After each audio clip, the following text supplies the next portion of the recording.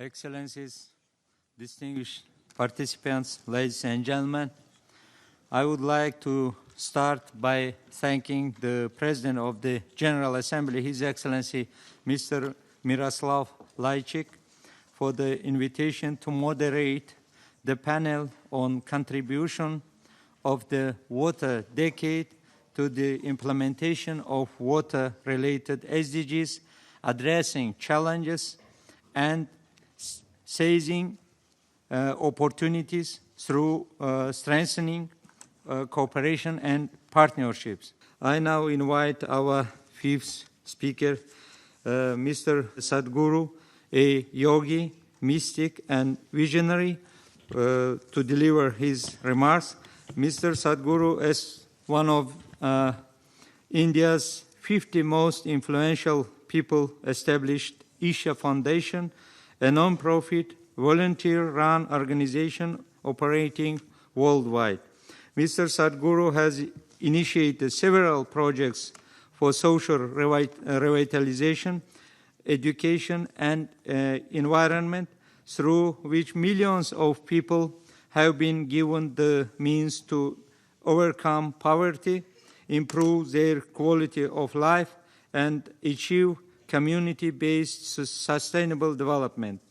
In the fall of 2017, Mr. Sadhguru initiated Rally for Rivers, a nationwide campaign aiming to implement sustainable and long-term policy changes to revitalize India's severely depleted rivers, which found great support among India's leadership and the people.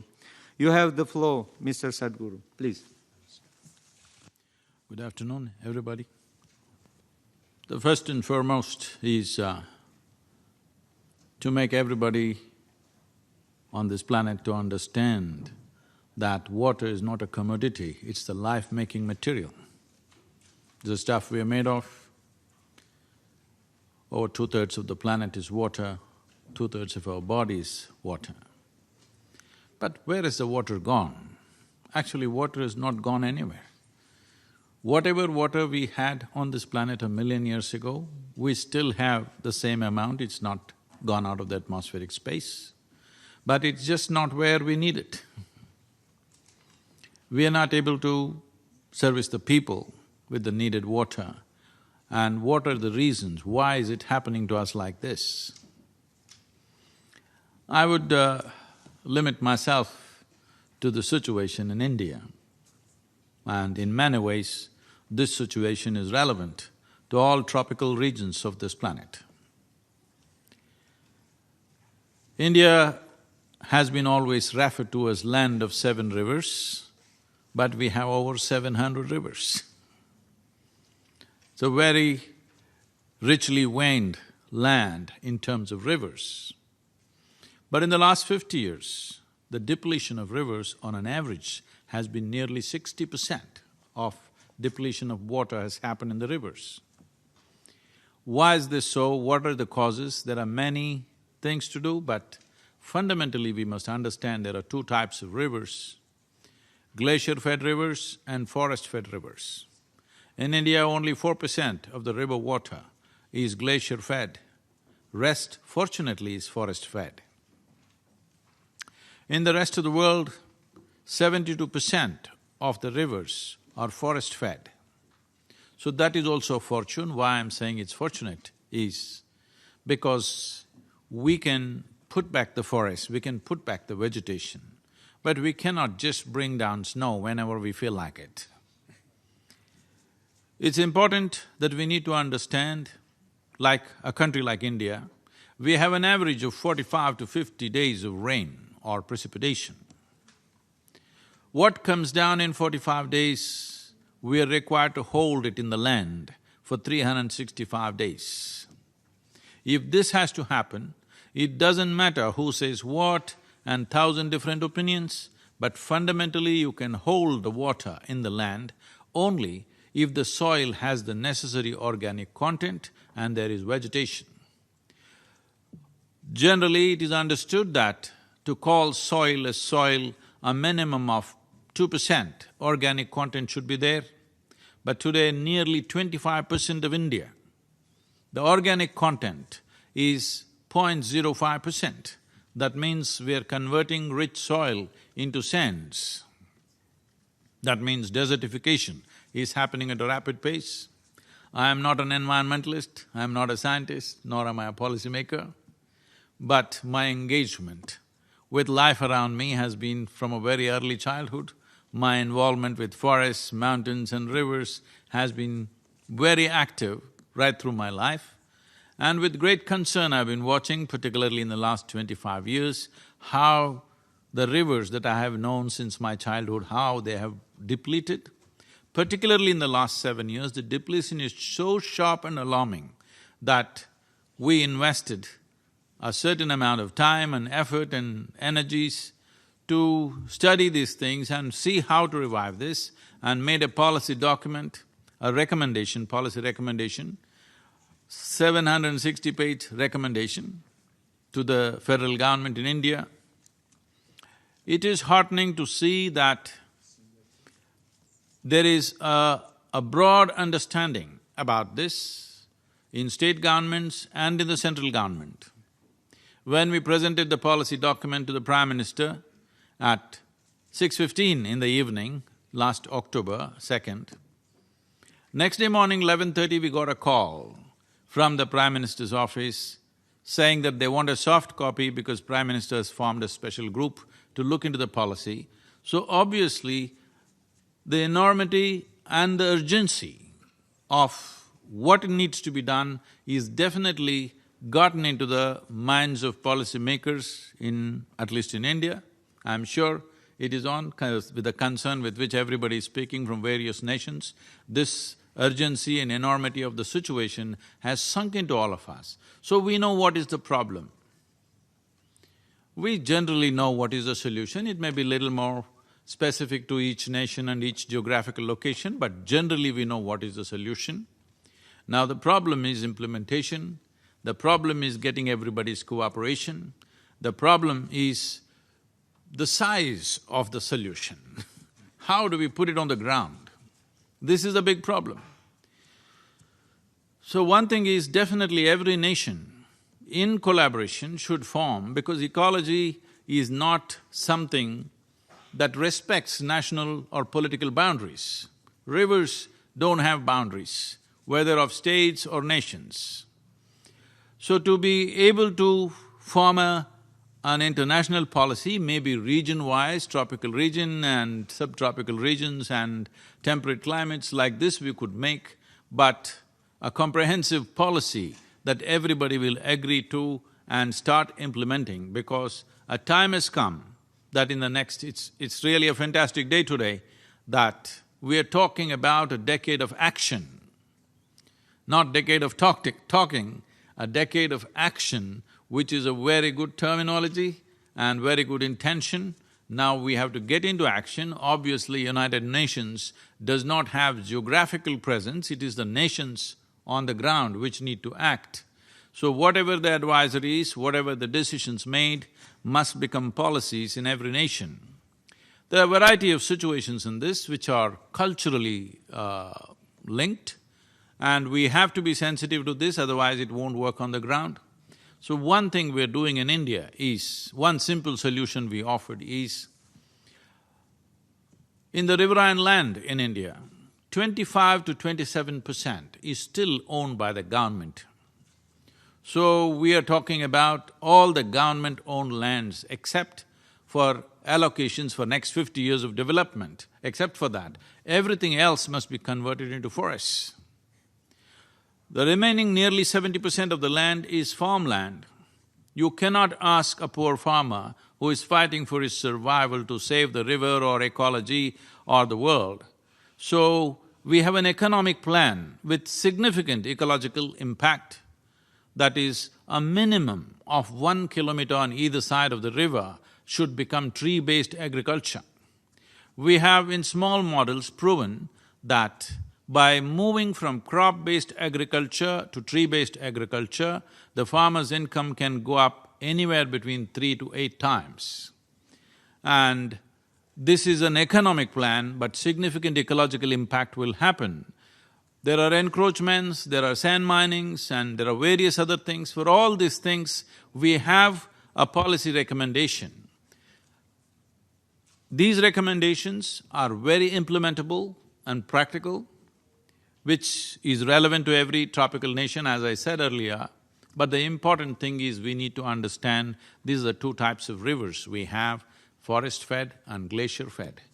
Glacier-fed rivers, we just have to look up and pray that something right happens. But forest-fed rivers, we can revive.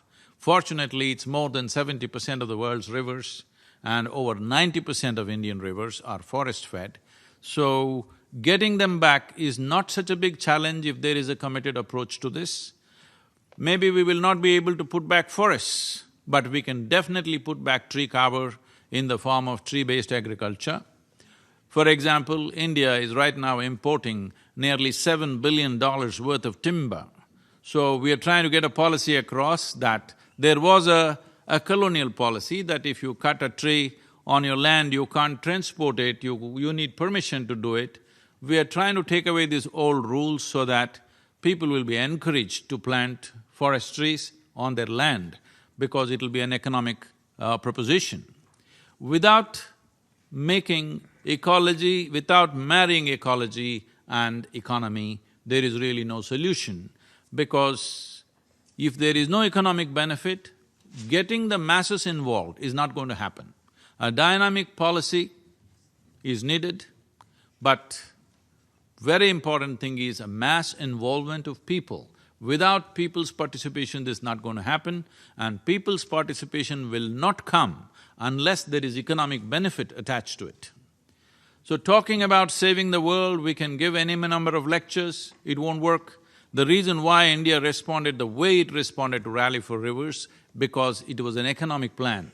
162 million people participated in a one-month-long rally across the country.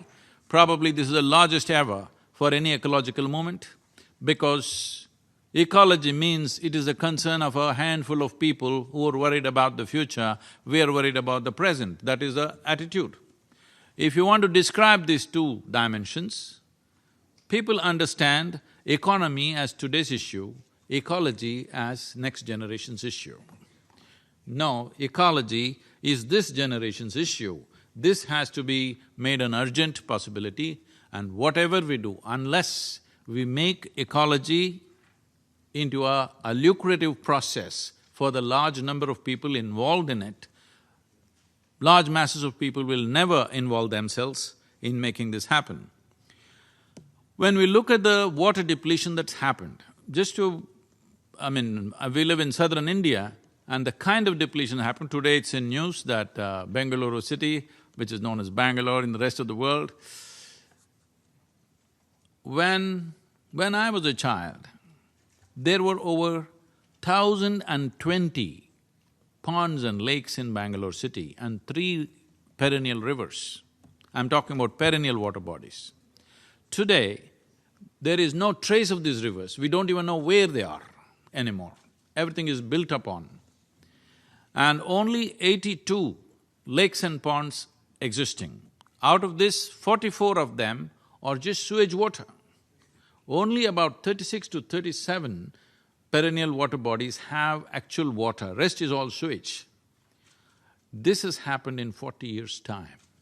This is what we are doing. This is the pressure of population. Human footprint has become so broad that there is no room for anything else to happen on this planet. We have to understand when we say life, we are not talking about just us, but every other life, because if insects, worms, birds, animals and trees disappear, this planet cannot exist, there'll be no life on this planet. But if you and me disappear, the planet will flourish wonderfully well. So we need to understand that in the scale of significance, their significance on this planet is far more than us, though we may be a dominant force right now. We are a recent happening. We may also have a very near ending if we don't handle ourselves right. This is not that planet is in peril. Planet is not in peril. It is only human life. which is in peril. Planet will recover. If we disappear, if all of us go to sleep for 25 years, everything will be back and everything will be wonderful. So we are also wonderful, but we're just little too many. We need to understand this. In 2000, at the beginning of 20th century, we were just 1.4 billion people. Today we are 7.3 billion people. In 2050, United Nations is projecting we could be 9.6 billion people. Why are we making predictions like astrologers? Why don't we have a plan by 2050 what population we want to have? Because this planet can only sustain that many. But we don't have a plan, we are going on making predictions. It's time a decade of action must seriously consider population, because that is the big elephant in the room. We don't have an ecological crisis, we have a population crisis. We're just too many people.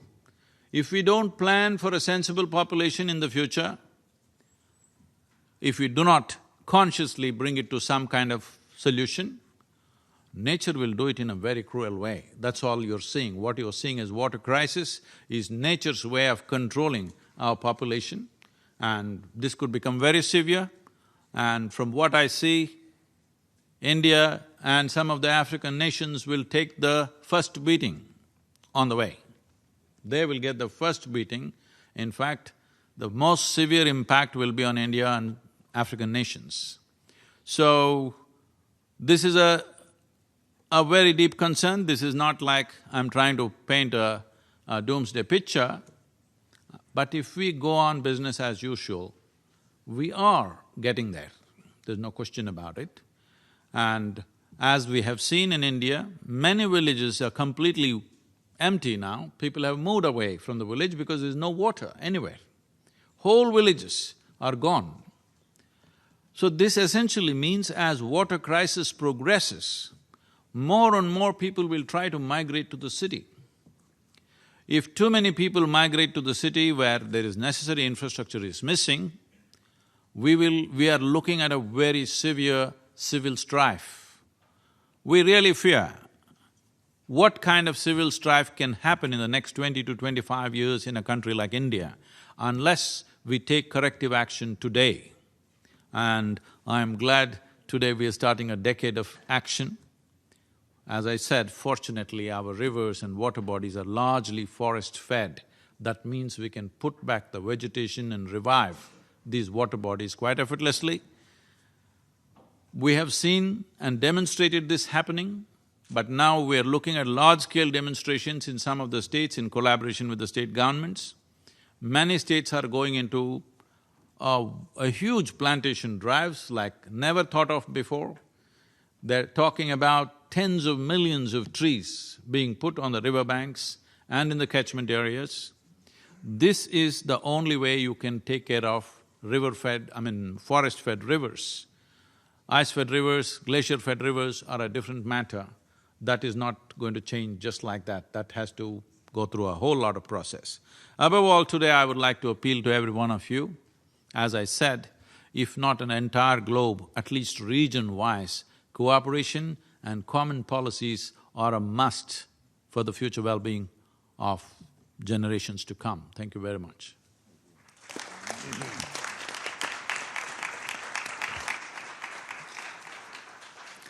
I thank Mr. Sadhguru for his very interesting remarks. There is no doubt that your great experience and initiatives will raise awareness across the world regarding deteriorating conditions of rivers and encourage people to take actions. Your remarks have certainly enriched our discussions. Excellencies, dear participants, I now open the floor for comments and questions. First,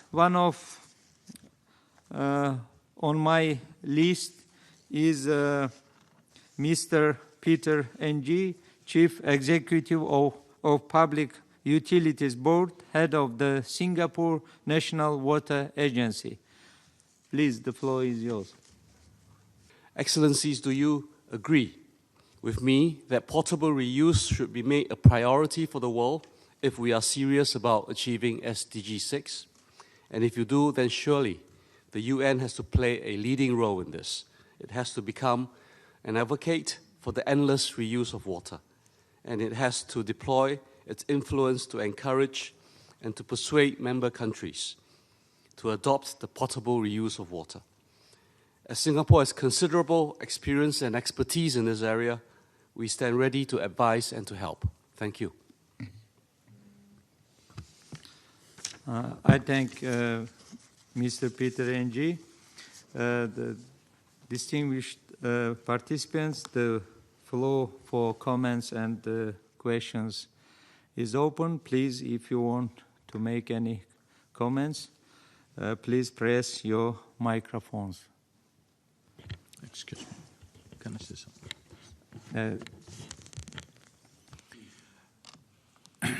Recycling and reusing water is no more an optional thing, it's something that we have to do because of concentrated populations in cities.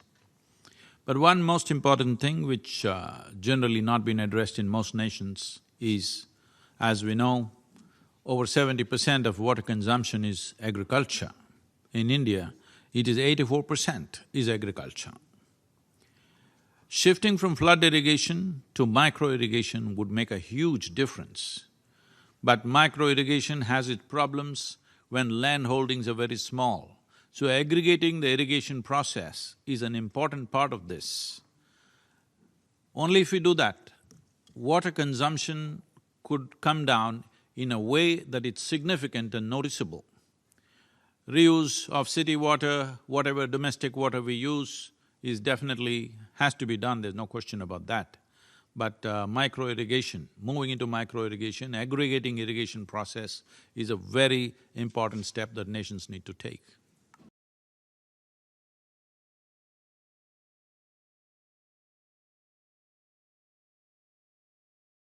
Mr. Sadhguru, please, the floor is yours. It's truly commendable that we've heard that the Prime Minister of Singapore consumes recycled water to make the point how safe it is. That's wonderful. But that level of purification, there are economic issues for countries like India and many other nations. So what we are looking at is our daily sewage volume in the top 200 cities and towns in India amounts to 36 billion liters per day. This can easily irrigate anywhere between 3 to 9 million hectares of land with micro-irrigation. And we've always found when we bring micro-irrigation, naturally women get into the act because micro-irrigation needs a certain level of patience and generally we find men want to rip it off because it doesn't work. It's the women who have the patience to go to every point and fix it. So naturally their role in agriculture and food production would be greatly enhanced if we move into micro-irrigation and we can bring down the water consumption in agricultural sector by at least 40%. This we have demonstrated in many places, at least by 40%. And that would be the level of recycling we need. We don't have to necessarily recycle it to a point for human consumption, but for agriculture it's much easier to do it and economically it's more relevant to us.